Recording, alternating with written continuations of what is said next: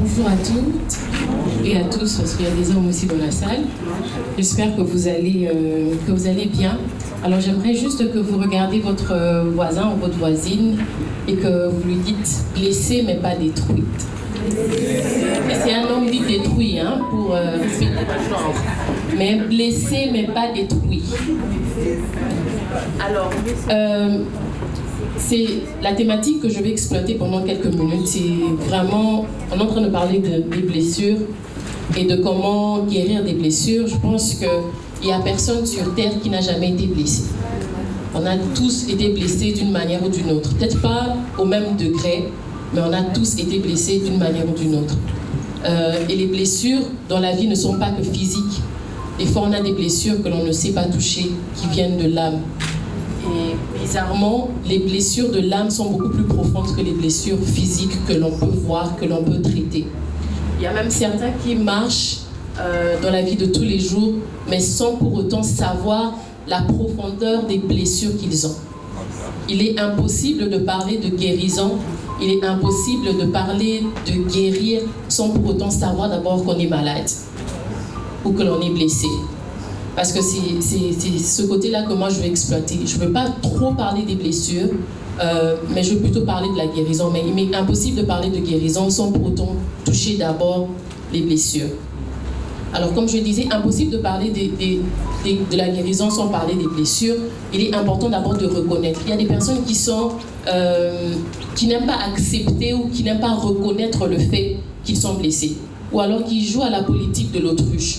J'ai tellement été blessée, mais je continue la vie comme si de rien n'était.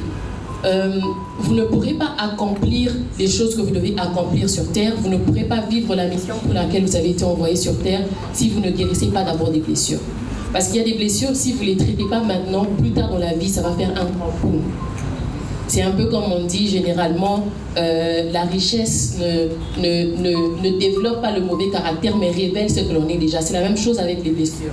Les blessures, plus tard dans la vie, ne se développent pas, au fait. Ce sont des choses que l'on a déjà, mais qui ne font que se révéler au grand public. Et des fois, ce qui est grave, c'est que, contrairement à un mauvais caractère, les blessures, lorsqu'on les entretient pas bien, ou bien lorsqu'on les guérit pas, ils pourrissent et finalement finissent par toucher même certains autres domaines de la vie, et jusqu'à ce que ça devienne grand. Imaginez un peu que vous avez une petite plaie que vous ne traitez pas. Vous voyez comment ça fait, non? Ça commence à devenir un peu rosâtre, et puis après il y a les pus, et puis, et des fois ça arrive même au niveau de l'amputation. Il faudrait peut-être qu'on vous ampute le membre du corps qui a la plaie parce qu'on n'a pas traité. Vous ne voyez peut-être pas votre cœur, vous ne touchez peut-être pas votre âme, mais c'est de la même manière que ça fonctionne. Si vous ne traitez pas ça, on ne va pas vous amputer le cœur, on ne va pas vous amputer l'âme, mais vous allez vivre comme quelqu'un qui n'a plus d'âme, qui n'a plus de cœur. Vous remarquez, il y a des gens qui sont aigris des fois pour rien. Vous n'avez rien fait, vous venez seulement, ça va, mais pourquoi tu me dis? En fait, ça n'a rien à voir avec vous. C'est juste les blessures et les problèmes qu'ils portent. Alors, bon, je suis chrétienne, on est chrétien, donc je ne peux que me référer à la parole de Dieu. C'est vrai que ce texte est bizarre. On ne le lit pas souvent comme ça, mais ça fait 2 ans que j'ai lu ce texte et j'ai eu cette révélation par rapport à ce texte. Si vous pouvez ouvrir vos Bibles, si vous en avez, pas physiquement, mais même dans le téléphone. Si vous n'avez pas dans le téléphone, ne vous inquiétez pas, je vais lire à votre place. Donc nous sommes dans Ruth, du premier.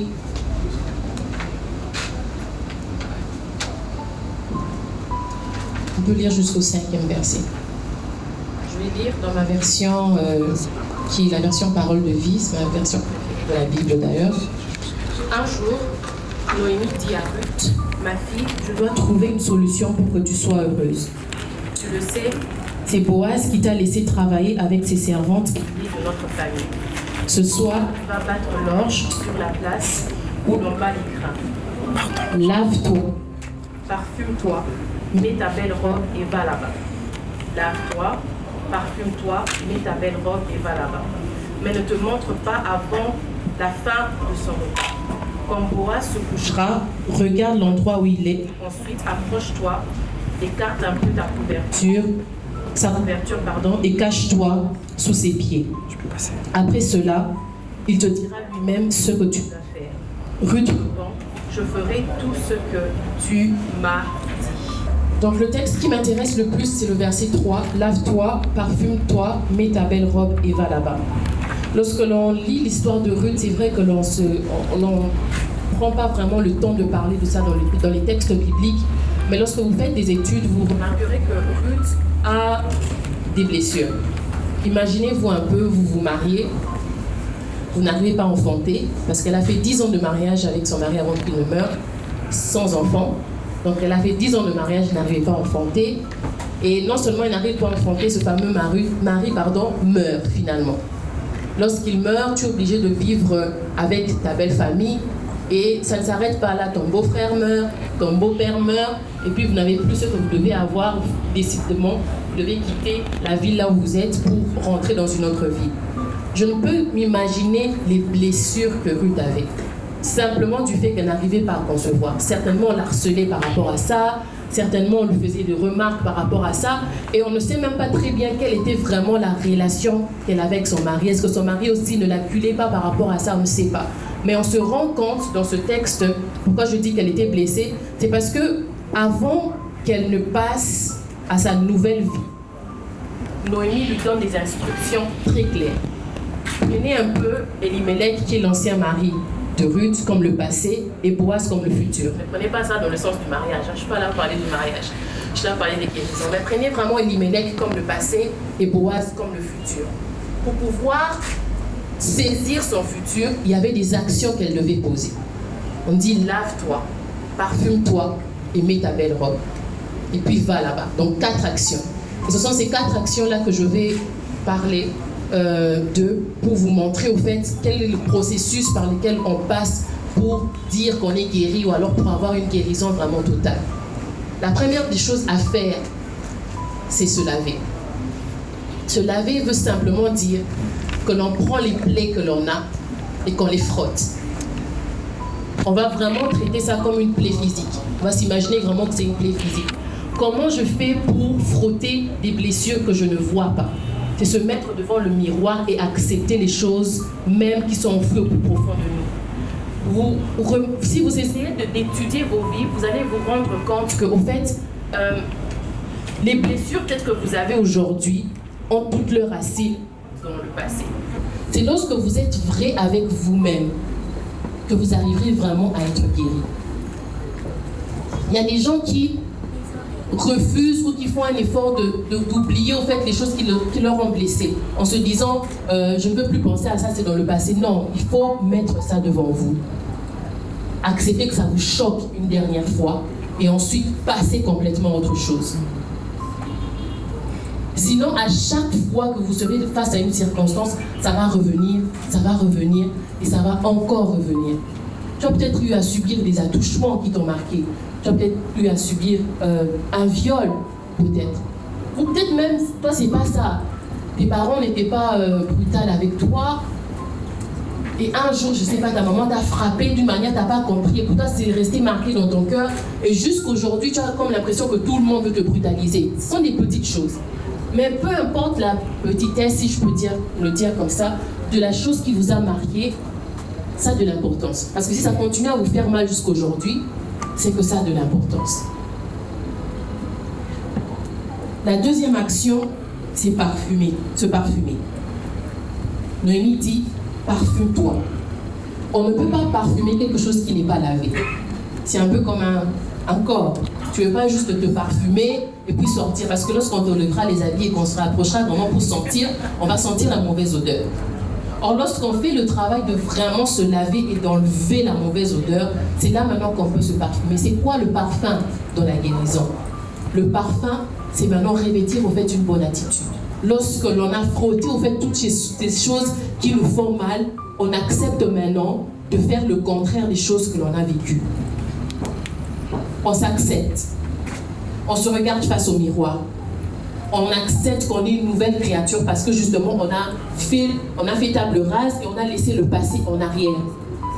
On commence maintenant à se fortifier, à se dire voilà, je suis ceci, je suis cela, mais je suis ceci, je suis cela à la lumière de la parole de Dieu. C'est-à-dire que je ne me donne pas une identité sur base de ce que j'ai envie de me donner, mais sur base de la parole de Dieu. Moi, un passage qui m'a beaucoup aidé dans ma vie, c'est 1 Pierre 2,9 qui dit « Mais je suis une race élue et un sacerdoce royal. » Moi, c'est mon parfum. À chaque fois que je me regarde, à chaque fois que je sens peut-être une circonstance, parce que même lorsque on s'est lavé, on a frotté les plaies, il arrive des fois des moments, en anglais on parle de triggers, des choses qui nous donnent envie au fait de réouvrir les plaies et de réavoir mal. Mais à chaque fois que je vois ce passage, je me dis, Eunice, tu es une race élue, tu es un sacerdoce royal. Je ne me dis pas ça parce que j'ai envie de me le dire, mais c'est parce que c'est Dieu qui le dit sur moi. Et ça a un plus grand impact. Parce que ce n'est pas quelque chose que je fabrique, c'est quelque chose qui est donné par Dieu. Tu m'as créé, tu m'as emmené sur terre avec un objectif et avec un but, et c'est ce sur quoi je m'assois, et ce sur quoi je tiens pour avancer. Mais la troisième des choses, c'est revêt, mets ta nouvelle robe. Noémie lui dit, lave-toi. Noémie lui dit, parfume-toi. Mais ne remets pas les anciens vêtements. Elle insiste sur mets une nouvelle robe. Tu ne peux pas te laver, tu ne peux pas te parfumer et ensuite constamment revenir en arrière. Si je me suis lavé, si je me suis parfumé, ça veut dire que j'ai coupé tous les ponts avec le passé. Même s'il y a des choses qui veulent me rappeler le passé, j'ai déjà mis ma nouvelle robe. Ma nouvelle robe, c'est l'assurance. Ma nouvelle robe, c'est la nouvelle identité que j'ai. Ma nouvelle robe, c'est le futur que je regarde. Mais ensuite, elle clôture en disant, va là-bas. C'est-à-dire, ne reste pas au point où tu es. Des fois, avancer veut dire se séparer des choses qui nous rappellent le passé. Ça peut être l'entourage, ça peut être des contacts, ça peut être même des fois des membres de famille. Donc je fais tout pour garder mon cœur. Des fois, c'est bloquer certaines personnes. On va dire non, les enfants de Dieu ne bloquent pas. Non, on bloque. Amen. Mais je continue à t'aimer de l'amour du Seigneur. Bloquer ne veut pas dire haïr. Je te bloque, mais je t'aime de l'amour du Seigneur. Mais c'est juste parce que je ne peux pas te laisser rentrer constamment dans ma vie pour déranger la paix. Il y a des processus des fois qui prennent 5 ans, 10 ans. Pour l'instant, je ne suis pas encore au niveau où je peux te regarder et avoir la paix. Donc mieux vaut que je te bloque pour que je sois en paix jusqu'à ce que mon cœur va guérir, jusqu'à ce que je sentirai que je passerai totalement autre chose. Parce que, vous savez, ces 4 choses que j'ai eu à dire, ce n'est pas des choses qui arrivent spontanément, c'est un processus. C'est-à-dire que se laver, se parfumer, mettre sa nouvelle robe et partir, c'est quelque chose que doit faire tous les jours. Et c'est seulement lorsque tu arrives à un niveau où tu peux regarder ton passé et ne pas avoir mal que tu sais que tu es guéri. Si à chaque fois que tu regardes ton passé ou bien il y a quelqu'un qui te rappelle ça et que toute ta journée est abîmée, il y a des fois tu ne manges pas une semaine, sache que tu n'es pas encore guéri, tu es encore dans le processus. Mais il y a des choses ou des solutions radicales qu'il faut prendre pour sa guérison. Moi j'aime bien Proverbe 4, 23 qui dit « Garde ton cœur plus que toute autre chose ». C'est la Bible qui le dit. La Bible ne dit pas « On va garder ton cœur pour toi ». Dit « Garde ton cœur ». Ça veut dire que c'est ta propre responsabilité. Ta maman ne va pas garder ton cœur pour toi. Ton papa ne va pas garder ton cœur pour toi. Même moi qui suis mariée, mon mari ne va pas garder mon cœur pour moi. C'est moi-même, c'est ma responsabilité. C'est à moi de me rassurer que tout ce que je fais, je protège mon cœur. Pourquoi? Parce que la Bible dit dans ce même passage-là que c'est du cœur que coulent les sources de vie. C'est-à-dire que mon cœur produit la vie. Mais si je ne le garde pas, je ne le protège pas, ça fait le contraire, ça produit du poison. Or, je n'ai pas envie d'être un poison. Il y a des personnes qui sont en train de marcher comme ça, bien habillées, on regarde de l'extérieur, bien habillées, bien parfumées, bien maquillées, mais poison. Pourquoi? Parce qu'à chaque fois que tu vas en contact avec les gens, tu ne produis pas la vie que tu dois produire. Quelqu'un qui est constamment en train de lancer des pics, d'envenimer les conversations, d'avoir des problèmes dans ses relations, relations. Et quand je parle de relations, il n'y a pas que des relations amoureuses. Il y a des relations familiales, il y a les relations de travail, il y a les relations amicales. Mais tu te rends compte qu'autour de toi, tu es constamment en train d'envenimer tes relations. Sache que ton cœur est déjà atteint. Or, ton cœur n'est pas supposé produire du poison, ton cœur est supposé produire la vie.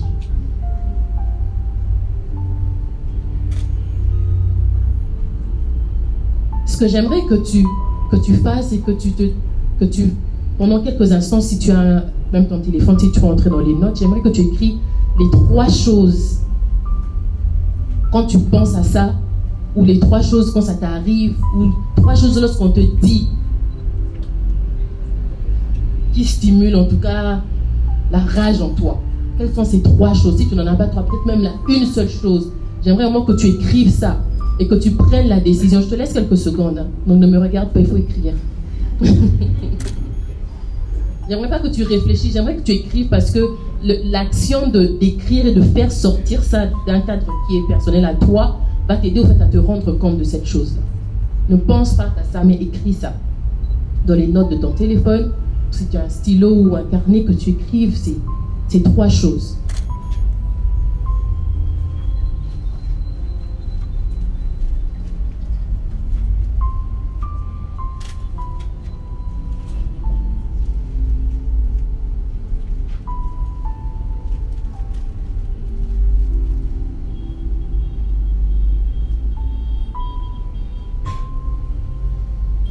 Tu as honte du voisin, tu peux faire comme à l'école, hein, tu mets la main comme ça.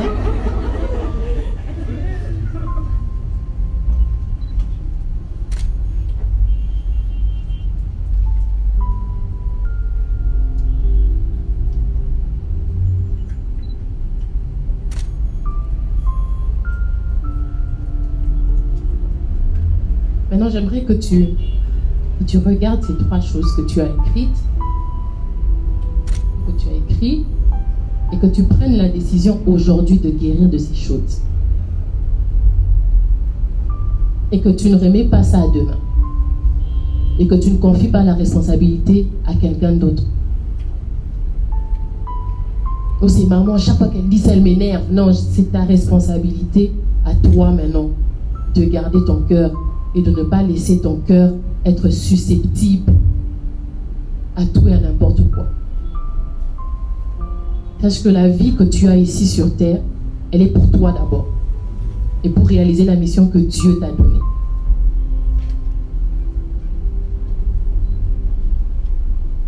Toutes ces personnes que tu gardes dans ton cœur, toutes ces choses que tu gardes dans ton cœur, ne font qu'être des blocages qui t'empêcheront d'atteindre ta destinée. Et pourquoi je te demande de ne pas remettre ça à demain? Parce que tu peux te dire, je guérirai dans 2 ans, je guérirai dans 3 ans. Mais qu'est-ce qui te garantit que tu as 2 ans à vivre? Qu'est-ce qui te garantit que tu as 3 ans à vivre? Moi, j'aime bien penser que aujourd'hui, peut-être c'est mon dernier jour. Donc, je maximise tout ce que je peux faire aujourd'hui. Pas parce que j'ai juste envie de maximiser, mais j'aimerais vraiment que vous vous rendiez compte que prendre soin de soi, guérir, garder son cœur, ça va au-delà de nous. C'est vraiment pour les objectifs ou la mission pour laquelle vous avez été envoyé. Parce que l'important, c'est lorsque l'on meurt de se dire « j'ai tout donné. J'ai tout accompli. J'ai tout fait pour pouvoir atteindre la mission pour laquelle j'ai été envoyé. » Or, si tu es constamment en train de remettre à demain, en train de te dire « je veux faire, je veux faire, je veux faire », le temps n'était pas garanti. Et aussi, j'aimerais vraiment insister sur une chose. Nous sommes dans une génération, surtout ici au Congo, depuis un certain temps, j'aime dire, on a libéré comme l'atmosphère de haine. Oui, haine à haine, haine à haine. C'est bien. Ces gens-là qui vous ont libéré l'atmosphère de haine à haine, ils continuent à vivre dans l'amour, dans l'amour. Vous êtes en train de libérer haine à haine, ils sont en train de progresser, d'évoluer. Ne vivez pas pour vous. Ne pour les autres, pardon. Vivez pour vous, vivez pour Dieu, vivez pour votre mission.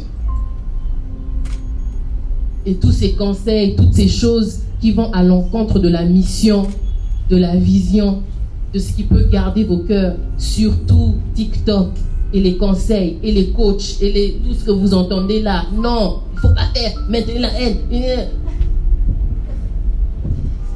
Non. Vous verrez que lorsque vous êtes guéri, même vous-même, votre respiration changera. Vous allez respirer facilement. Vous allez, comme on dit, avoir le glow. Peut-être même que tous les trucs que tu es en train de faire là, chercher tel produit pour enlever les boutons, tel produit pour... Tout ça, c'est la haine que tu gardes dans ton cœur. Libère-le. Et tu verras que la peau ira mieux. Hein? Le poids peut-être viendra. Hein?